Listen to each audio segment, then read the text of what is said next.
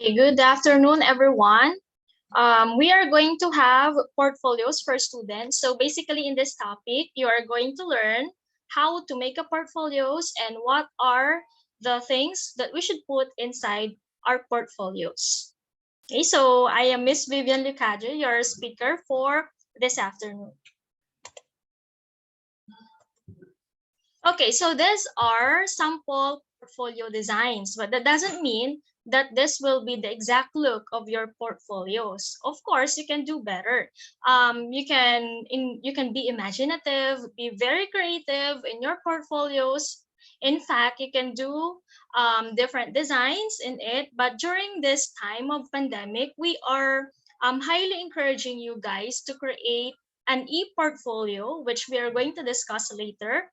What that is actually preferred than rather than the physical portfolio, just like this one. But if you're comfortable doing this physical portfolio, yung may hard copy, then it's okay. It's just that highly recommended lang yung e-portfolio, since you can just submit it, okay, online to your teachers.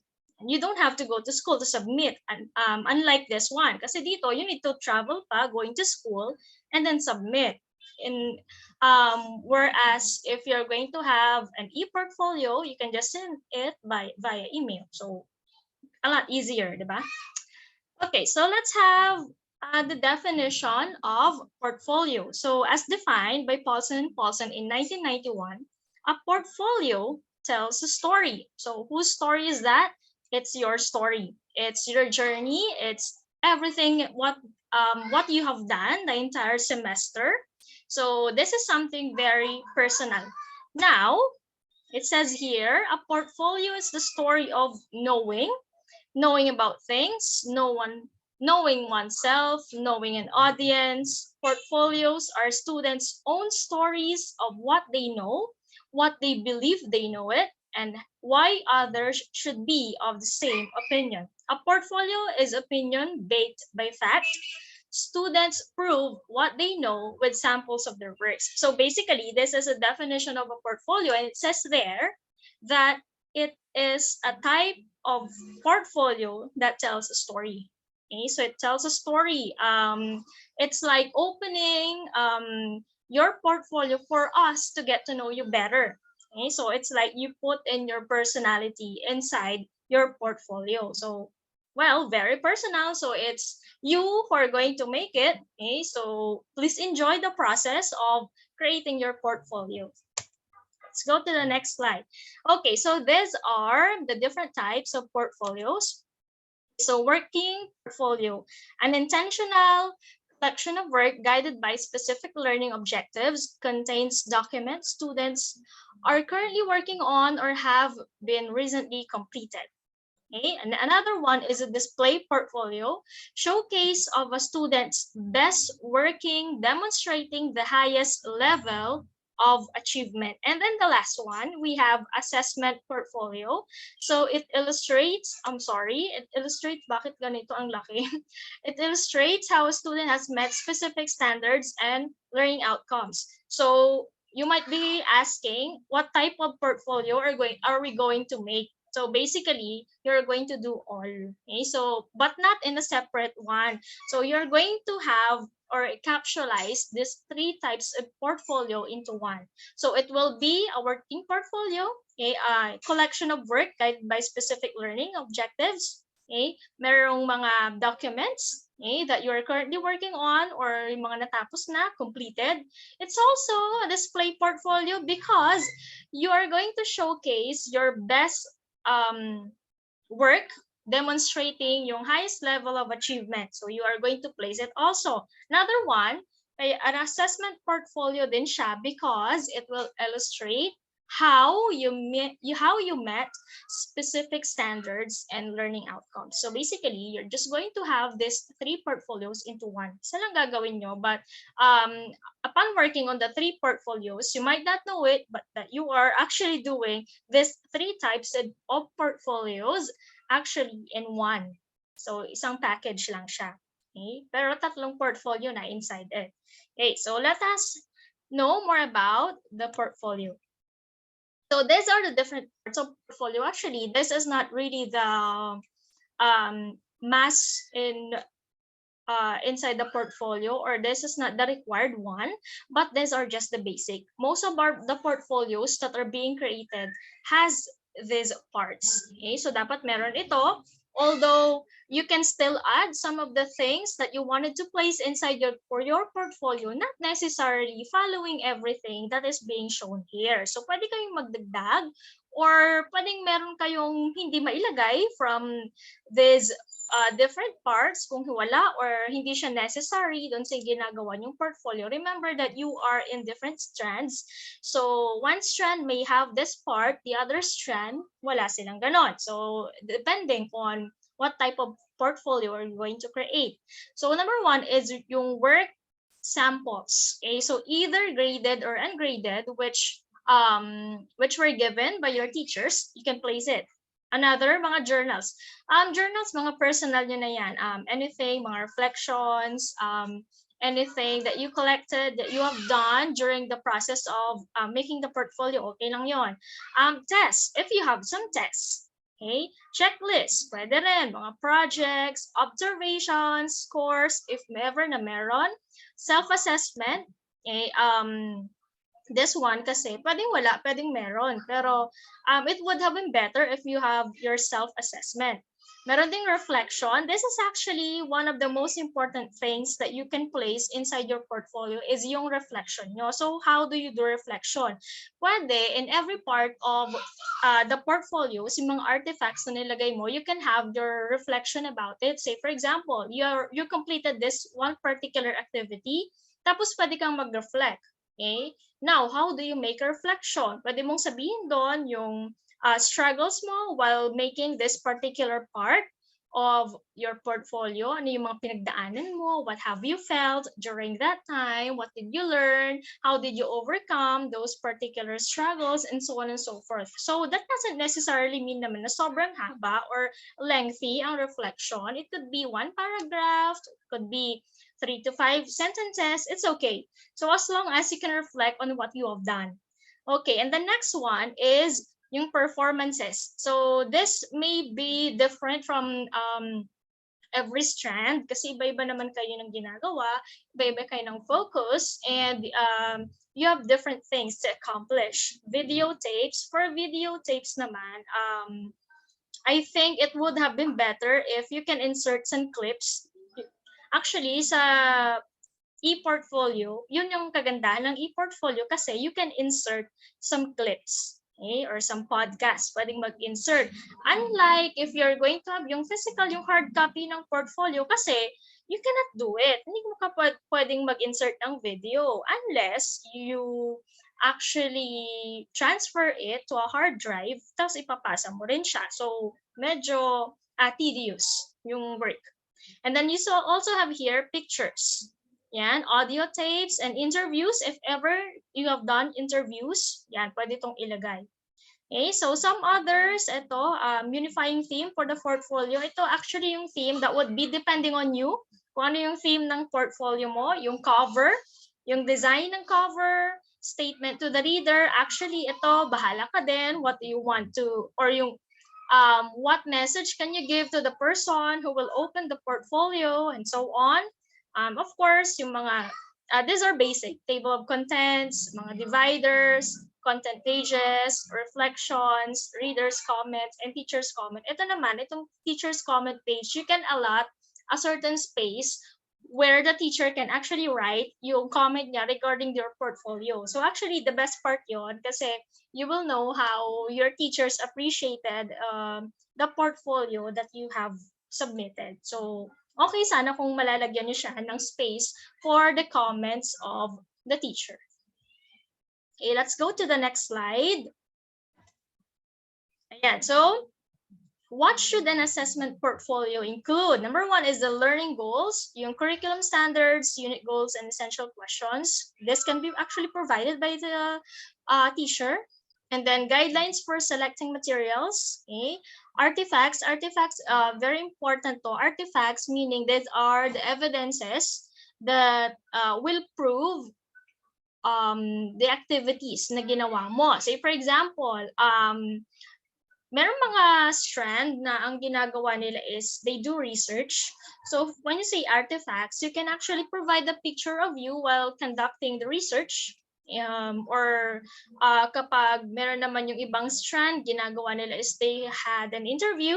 So you can take a photo of yourself while doing the interview. Tapos yung gagawin mong artifact. In short, they are just evidences of the things you have accomplished and placed inside the portfolio. Kasi ang hirap na wala kang evidences to support the things that you have accomplished. So dapat meron, and we call that the artifacts. Okay, teacher feedback.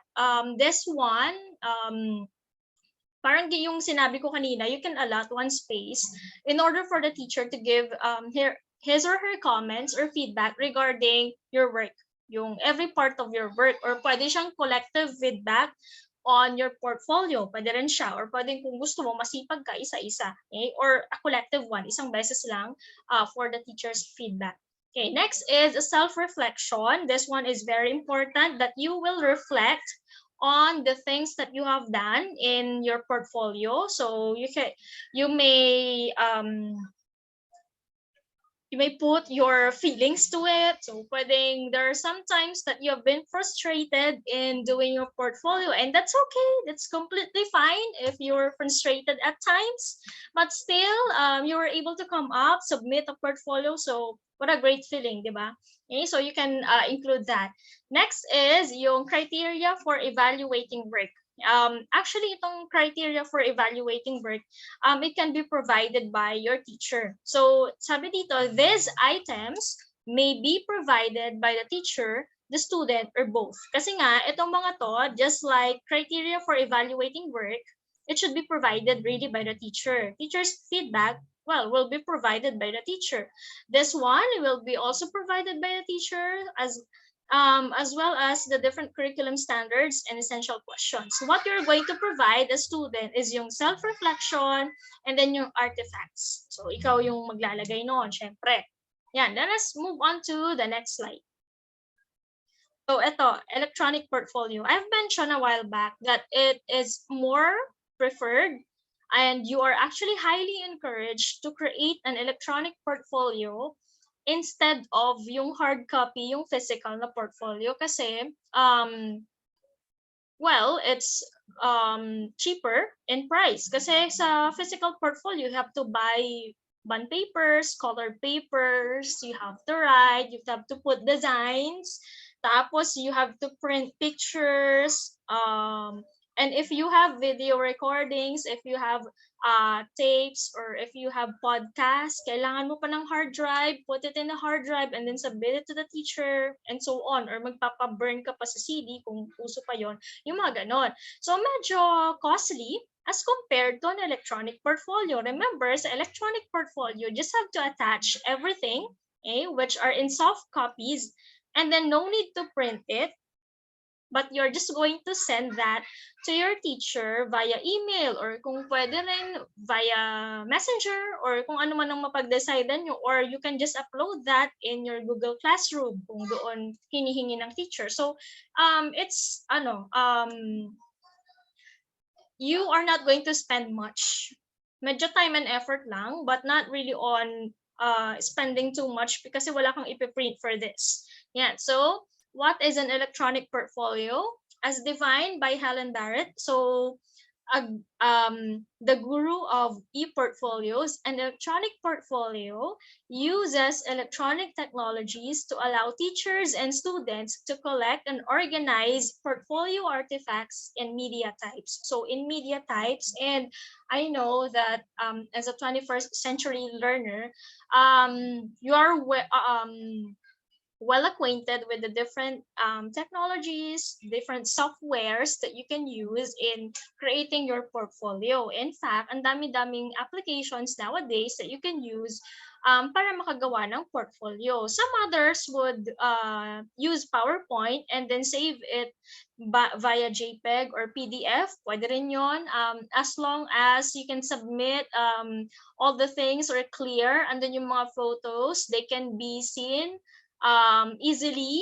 The text can be read easily, okay lang din yon. So, it is actually your choice. I am not going to impose kung ano dapat ang gagamitin yung application, but it's up to your convenience, and you can find some applications na pwede nyo gamitin in making an electronic portfolio. Yeah. Next is, why use an e-portfolio with students? Number one, information is easily stored in a computer's hard drive, CD, jump drive, or other storage device. So ito, very easy siya kasi nga, you do not need to print anything. As long as you have saved it in your drive, andyan na siya. Hindi na siya mawawala. Unlike kapag physical mo pa siyang isa-submit, like you have submitted it in CD, yan. So medyo, ano pag nawala, yung mga ganon. So, or hindi nag-play while the teacher is going to check them pag hindi nag-play. So, it will actually save you on a lot of problems later on if you're going to use ito, yung e-portfolio. Next is, creation of e-portfolios enhances computer and technology skills, diba? Kasi nga, all that you're going to use is your computer and of course your skills in manipulating those. So students gain experience with crucial thinking skills and can use technology to create, select, organize, edit, and evaluate their work. So this one, mas ano siya, kasi it will be a little challenge on your part on how to play with colors, how to use the different softwares and computers. Actually, mas ano nga to advance kasi nga with the progress of science and technology, with the progress of the world, papahuli ba tayo, di ba? So, instead of making the traditional portfolio, I think it would be better if we can use an e-portfolio. And this is highly recommended nowadays kasi nga, you don't have to travel from your house to the school just to submit. Pwede mo nang you can email your teachers, and then yun, ma-receive na nila. So, you will save a lot, okay? Time, effort, and money, okay? In terms of submission of the portfolio. Next is, students gain a sense of empowerment by displaying, sharing, and presenting their e-portfolios to teachers, parents, and the community. Yan. So, gain a sense of empowerment. So, what a great word, diba? Sense of empowerment. So, very important kasi yan na you should be proud of whatever it is that you have created as long as you put your heart and soul into it. Tapos nagawa mo siya, di ba? Nakaka-proud siya on your part. Also, on the part of the teachers, they are going to be proud because finally, you created your own, nakagawa ka ng sarili mo, and you come up with a portfolio. Next is, okay, ayan. So what are the files to include in an e-portfolio? So it could be a text file, which displays student thinking. Another, images, conveys a message without word, syempre image na. Okay. Next is sound, shows oral communication skills or represent a student's interest or project. So this, you can include this in portfolios. Pwede mo na lang siyang insert, and it will save you a lot of time and money and effort kasi no need to print. Hindi mo na sila kailangang i-print. You just have to insert them in your e-portfolio. Ayan. And then, yeah, display students' presentation performance. So, if you have performances, kung ano, maganda nito kasi insert mo na lang yung video. You're just going to insert the video. No need to magpa-burn ng CD and then submit it to the teacher. Diba? Medyo costly yun. Mas costly siya. Okay, next is the basic equipment for an e-portfolio. Okay, so ito actually, kung wala kayo nung iba, okay, let's say wala kang scanner kasi most of you merong computer or cellphone, diba? So you can use this. Okay, kung wala namang digital camera, pwede yung camera ng phone. Scanner, kapag walang scanner, picturean, diba? So mas madali siya. And then multimedia software, these are the different programs and application you can use in creating or coming up with an e-portfolio. So basically, kapag meron kang laptop, medyo madali na lang siya gawin lahat. So everything can be done, through a laptop. And then pag may cellphone ka, no need for a scanner or for a digital camera. Actually, hindi mo na kailangan ng digital camera to come up with it. Basta kayang mag-picture, pwede na yon. So, ayan. But if there are some things na pwede mo pang gamitin aside from the things which I have shown here, pwede rin. Okay? Anything that you can actually use in creating an e-portfolio. So these are stages in development. This is again as defined and created by Helen. Okay, yung stage 1, define context and goals. Number 2, collect artifacts and designs. 3, specific artifacts. Okay, and then reflection, reflect. Organize artifacts and portfolio, package portfolio, and present to an audience. So let's move on to this one.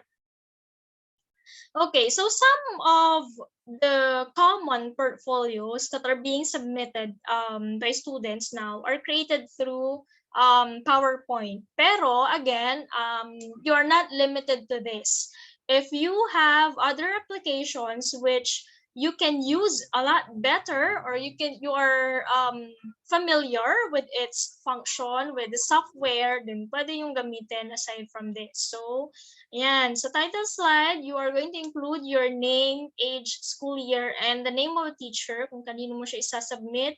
Yung a table of contents slide, identify the important components of the portfolio. This is very important ha, yung table of contents. Kasi kapag wala to, the teacher will be having a hard time, or the person who will check your portfolio will have a difficult time finding kung saan siya pupunta because yun nga, walang table of contents. Next is we have information slides. So incorporate student and teacher reflection for each artifact. This one naman, yung for each artifact, meron kang reflection. Choice mo naman yon if you wanted to have a reflection per artifact, or sinabing per artifact, yung per evidence na nilagay mo. Example, picture mo na gumagawa ka ng research. Ngayon, kung gusto mong mag-reflect doon, ano yung mga pinagdaanan mo while doing that, what you have learned while doing the research and so on, it's okay.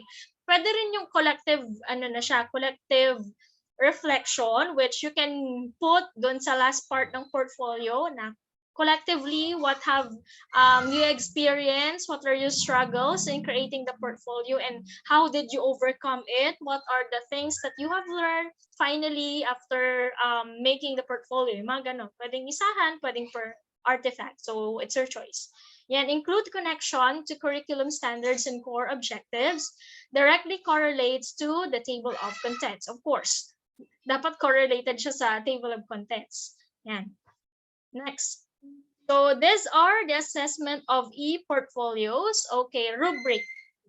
A rubric is the best and most accurate tool to effectively evaluate a student portfolio. So, ang rubric, it should be given by the teacher before you are going to start making the portfolio. So, dapat na una tong binibigay kasi with that, you will know how to begin. Anong gagawin? What are the things that you're supposed to meet in making the portfolio? And teacher can track student performance also. Mas madaling mag-check, mas madaling makita what are the things that you were met and were not met during the creation of portfolio. Students know from the beginning what is expected. So very important that as a student, alam mo kung ano dapat ang ilalagay mo, ano ang gagawin mo, ano ang hindi mo dapat gawin, what are the most important thing that you should place inside the portfolio. So kapag walang rubric kasi, you will feel lost. You do not know how to start, how to do it, what are the things that you're going to place inside, and so on and so forth. Yan. So very important yung rubric. And next is, ayan, define the portfolio, identify the goal, standard, resources, technical skills, and audience. This may be the first part of your portfolio. Parang ilalagay mo lang doon, what is the purpose of your portfolio? What is your portfolio about? What are the things inside it? What to expect when someone is going to open your portfolio? In short, tungkol saan yung portfolio mo? What about it? Yan. So you can have a short introduction of your portfolio. This aspect of portfolio development is usually completed by the teacher. So siya yung maglalagay ng mga dapat mong gawin. Pero itong um, the things that yung identification of yung purpose ng portfolio mo, tungkol saan yun, and so on, ikaw ang gagawa. But the following, yung goal, standards, and resources, it will be discussed by the teacher. Yan. Next is, collect. Yung stage 2 na tayo, collect, interject, design, and plan the portfolio. So this is the time where we are going to collect different artifacts, and then you are going to plan for the design as well. Okay, so select the software to use. So ano ba talaga yung application or software na gagamitin mo to create your portfolio? Next is identify the storage and presentation medium, and identify and collect artifacts. So ito yung start na nagagawa ka na, magko-collect ka na ng ilalagay mo inside your portfolio. Okay. Next is page 3 na, reflection. Okay, select artifacts, write reflective statements, elaborate if necessary, set future learning goals to be completed by the student. So itong reflection, ito yung sabi ko, pwedeng per artifact, pwede kang mag-reflect. Or per evidence na nilagay mo sa portfolio, let's say per picture, per text, whatever it is, pwede kang maglagay ng reflection mo. Pwede rin na merong iba may reflection, meron din yung iba wala, or pwede kang magkaroon na lang ng isang collective na reflection for the whole portfolio. So this will be your choice. But then again, it will be also depending on the teacher, ha. Baka mamaya sabihin ng teacher mo, there should be a reflection per artifact. So pwede rin yon. Or kung pwede sasabihin niya na, okay lang na collective, collective reflection, or minsanan, isang beses lang magre-reflect, and it's okay also. So, well, depending on your teacher. Yan. Next is, ayan. So, selection, reflection, and direction. So write a reflection for each performance indicator that explains why you think you have demonstrated achievement of this performance indicator. In other words, how you think you have accomplished the standards. So pwedeng per performance indicator, per artifact. Okay, meron kang reflection. Anong ginawa mo? How did you accomplish such? Anong mga natutunan mo while doing that? So on and so forth. Some authors recommend that reflections be written for artifact to explain why it is in the portfolio. So ito actually mas highly recommended and encouraged sa mga students who are creating portfolio that per artifact meron siyang reflection.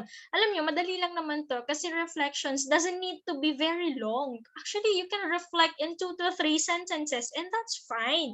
Hindi naman kailangan na gumawa ka ng mga kilometric sentences just to, create your reflection. Pwedeng mga short sentences lang as long as you can explain yung artifact na yon, you can reflect on it. Reflection doesn't need to be very lengthy. Okay?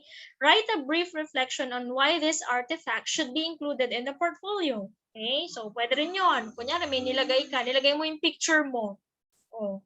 Yan, mag-reflect ka. Bakit ba nilagay mo ang picture mo? Syempre, portfolio mo yun, di ba? Dapat may picture ka. Okay? So, bahala kayo. Actually, sabi ko nga, itong portfolio is your journey. It tells a story. It tells your own story. So, this is very personal. So, it's up to you kung ano yung mga ilalagay nyo, particularly sa reflection. Kasi alam nyo, sometimes, magandang magbasa ng mga reflection it would actually suggest how the student felt during the time that he created his portfolio. Okay, next, connected portfolio. So organize artifacts, create navigation links between artifacts and standards. Okay, final review and editing, share with appropriate audience for feedback. Okay, so this is to be completed by the student. So, ito kapag last na, syempre, i-organize mo na siya, saan yung mauuna, saan yung pangalawa, saan yung last, saan mo ilalagay yung ganito, yung ganyan, and so on. Ano yung final design na napili mo for your portfolio, and so on. And yung final review and editing, syempre, you're going to check each part kung wala na bang mali, okay ba yung mga spelling, Nababasa ba lahat? Nailagay mo ba lahat ng artifact? Wala bang kulang? And so on and so forth. So this is just a checking part to finalize the portfolio. Okay, next one, ito, yung presentation, share portfolio with appropriate audience to be completed by the student. So this is the time that you're going to submit your portfolio to your teacher. So if ang submission actually, it could be depending on the teacher ha, kasi there are some teachers that who would prefer to have it sent via Messenger, via Google Classroom, or email nila, or kung if you have done the traditional portfolio, yung may hard copy, you may go to school and then submit that. But again, paulit-ulit na ako, no? It is highly encouraged that you are going to make an electronic portfolio. It will actually save you from time, from money, and from the effort of going to school. Yeah. And then evaluate portfolio with regards to its purpose, completed by the teacher with student input and feedback. So ito, trabaho na to ng teacher, yung evaluation of the portfolio. Siya na yung bahala. In short, bibigyan na niya ng grade. Bibigyan niya ng justice yung ginawa mong portfolio. Ayan. So, pag-usapan natin yung mga artifact that you are going to place inside your portfolio. So, artifact can be papers or project of significance. So, kahit na anong papel or project, mga paperworks na ginawa nyo in your subject, okay, particularly dito sa immersion, you can place it inside the portfolio. Okay? Next is evaluation from assignments or projects. So if you have projects or assignments, tapos it was evaluated, it was checked, okay, pwede mo siyang ilagay. Awards or recognition and awards, pwede rin. So if you were awarded of something, kung mayroon kayong certificate or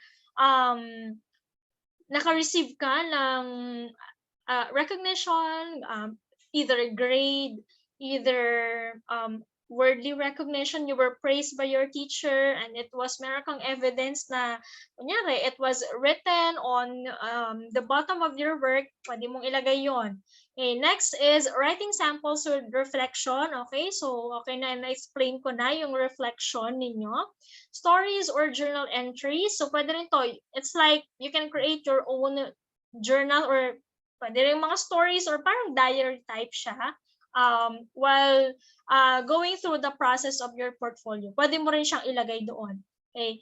Next is photos, drawings, and home movies. Itong home movies or videos. Okay, so pwede to. Ito yung it will save you a lot of time and effort and money kapag talagang gagamit kayo ng electronic portfolio. Kasi nga, kapag photos sa traditional, ipapaprint mo pa yan, di ba? And mahal ang printing.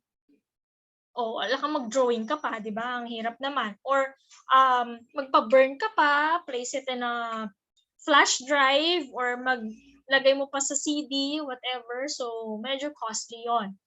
And then, any electronic evidence. So, kahit na anong evidence or artifact can be placed as long as it will have alam mo yun, impact in your portfolio. Meron siyang help. Okay, it has a purpose inside the portfolio, then you can place it there. Okay, so that ends the presentation and discussion for the portfolio. I hope that you have learned from this one, and then I hope that you can enjoy making your portfolio.